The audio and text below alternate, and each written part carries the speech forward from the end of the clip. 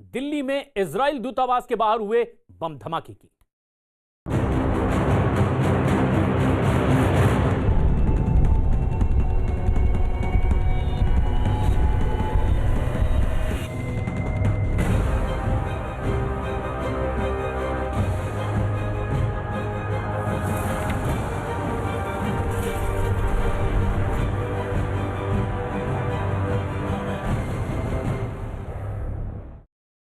दिल्ली में इजरायली दूतावास के पास हुए धमाके के बाद पूरे देश में अब सुरक्षा एजेंसियां अलर्ट पर है।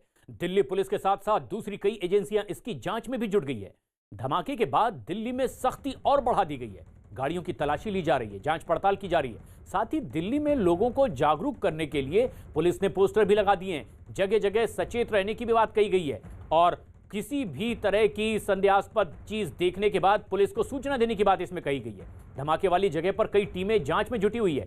दिल्ली में धमाके के बाद मुंबई में भी नरीमन पॉइंट पर सुरक्षा और ज्यादा बढ़ा दी गई है। सुरक्षा एजेंसियों को इस धमाके से जुड़े कई अहम सुराग भी हाथ लगे हैं और इसीलिए पूछताछ लगातार जारी है। दिल्ली ही नहीं बल्कि मुंबई के साथ साथ देश के कई और इलाकों में भी सुरक्षा बढ़ा दी गई है। पूछताछ का सिलसिला आगे बढ़ता जा रहा है।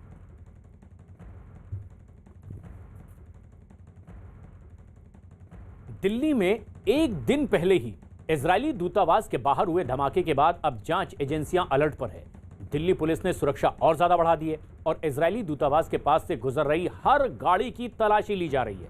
साथ ही साथ दिल्ली पुलिस ने कई जगहों पर लोगों को बम से अलर्ट रहने की भी सलाह दी है और पोस्टर लगाए हैं। उनसे अपील की है कि आप सजग रहें, कोई भी संदिग्ध वस्तु देखने पर तुरंत दिल्ली पुलिस को इसकी जानकारी दें। तस्वीरें लगाई गई है, कुछ ऐसे टेप रिकॉर्डर, टिफिन या फिर मोबाइल कैमरा, फोन, खिलौने, इन शक्ल में बम का इस्तेमाल किया जा सकता है और इसीलिए लोगों को सचेत किया जा रहा है इन पोस्टर्स के जरिए। आनंद तिवारी हमारे सहयोगी इस वक्त हमसे सीधे जुड़ रहे हैं। आनंद, जो तफ्तीश मौके पर चल रही है और अब दिल्ली पुलिस ने ये पोस्टर जगह जगह लगा दिए हैं, क्या ये आशंका है कि अभी आगे भी कोई और ब्लास्ट की साजिश हो सकती है? जी देखिए, रिपीटेशन ना हो इसको देखते हुए तमाम एजेंसी अलर्ट है, लेकिन 12 घंटे हो गए हैं, अब तक एजेंसीज के हाथ खाली हैं। एक देखिए, फिर से एक बार हम आपको ताज़ा तस्वीरें दिखा रहे हैं। क्राइम ब्रांच के अधिकारी भी यहाँ पर पहुँचे हुए हैं और लगातार यहाँ पर इंस्पेक्टर हैं, 2 इंस्पेक्टर हैं और 2 सब इंस्पेक्टर हैं, वो यहाँ पर पहुँचे हुए हैं।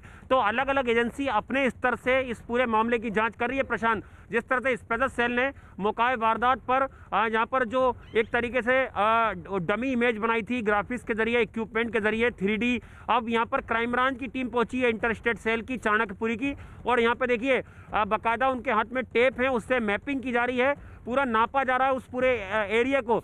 दिल्ली पुलिस कमिश्नर ने तमाम टीमों को लगाया है कि तमाम टीमें जो एक्सपर्ट टीमें हैं स्पेशल सेल क्राइम ब्रांच की, वो अपने अपने तरीके से इस पूरे मामले की जांच करें और जो अनुभवी इंस्पेक्टर हैं, अनुभवी एसीपी हैं, उन तमाम लोगों को उस टीम में शामिल किया गया है।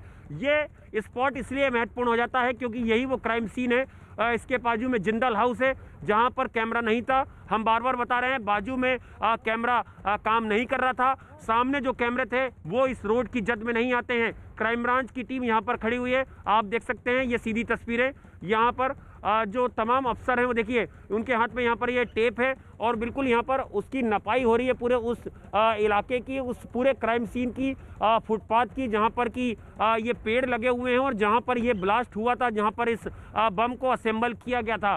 तो तमाम एक्सपर्ट जो हैं, फोरेंसिक एक्सपर्ट, इसके अलावा Delhi police special cell crime branch और जो दूसरी यूनिट है वो लगातार अपने अपने स्तर से, अपने अपने अनुभव के हिसाब से इस पूरे मामले की जांच कर रही हैं। और हम तस्वीरों में भी देख पा रहे हैं आनंद कि हर एजेंसी अपने अपने अनुभव के हिसाब से इस तफ्तीश को आगे बढ़ा रही है और उन दोषियों तक, आरोपियों तक पहुंचने की कोशिश कर रही है। लेकिन हम चाहेंगे दर्शकों की जानकारी के लिए कि आप ये बताएं, कल जो ब्लास्ट हुआ है उसके बाद आज सुबह से किस तरह का डेवलपमेंट हुआ है, तफसील से बताएं, सिलसिलेवार तरीके से किस तरह से आज सुबह से ये जांच पड़ताल आगे बढ़ी।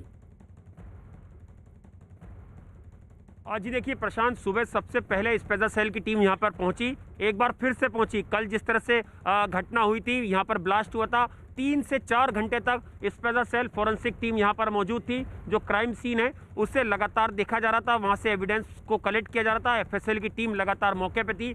स्पेशल सेल की टीम के बाद यहाँ पर 3D इमेज वाली टीम आई, जिसको जो डीसीपी प्रमोद कुशवाहा हैं एंटी टेरर यूनिट के, वो लेकर आते हैं। इसके अलावा जो स्पेशल सीपी हैं नीरज ठाकुर, वो वहाँ पर पहुँचते हैं। वो टीम काफ़ी देर तक यहाँ पर रुकती है और उसके बाद एक टीम जो है वो अभी जो ताज़ा हालात हम दिखा रहे हैं आपको, क्राइम ब्रांच की टीम है।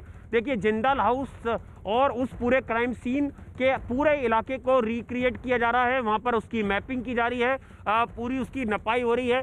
कुछ कागज़ भी लेके आए हैं जिस पे बाकायदा एक नक्शा बनाया जा रहा है। अपने अपने तरीके से तमाम जो यूनिट्स हैं दिल्ली पुलिस की, जो एजेंसीज़ हैं, वो पूरे मामले को सुलझाने में लगी हुई हैं। लेकिन बड़ा सवाल, 12 घंटे हो गए हैं, अब तक कोई भी क्लू दिल्ली पुलिस के हाथ नहीं लगा है। और सबसे बड़ा सवाल कि ब्रीटिंग रिट्रीट के दिन जब देश के गणमान्य नागरिक तमाम वीवीआईपीज राजपथ के पास थे, वहां पर एक ऐतिहासिक कार्यक्रम जो हर साल 26 जनवरी के बाद होता है वो चल रहा था।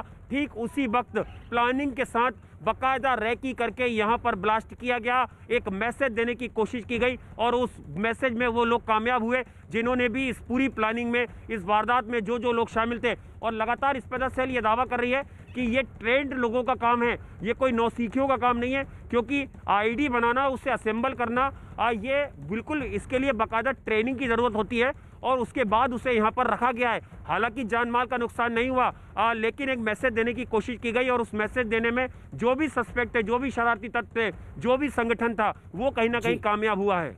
बिल्कुल, तो पूरी योजना बनाकर बाकायदा ट्रेनिंग के साथ इस वारदात को अंजाम दिया गया है और तफ्तीश इस दिशा में आगे बढ़ती हुई कि आखिर क्या और मकसद था, किस तरह की ट्रेनिंग इनकी हुई थी और किन किन चीजों का इस्तेमाल किया गया। आनंद बताएं क्या और ताजा अपडेट।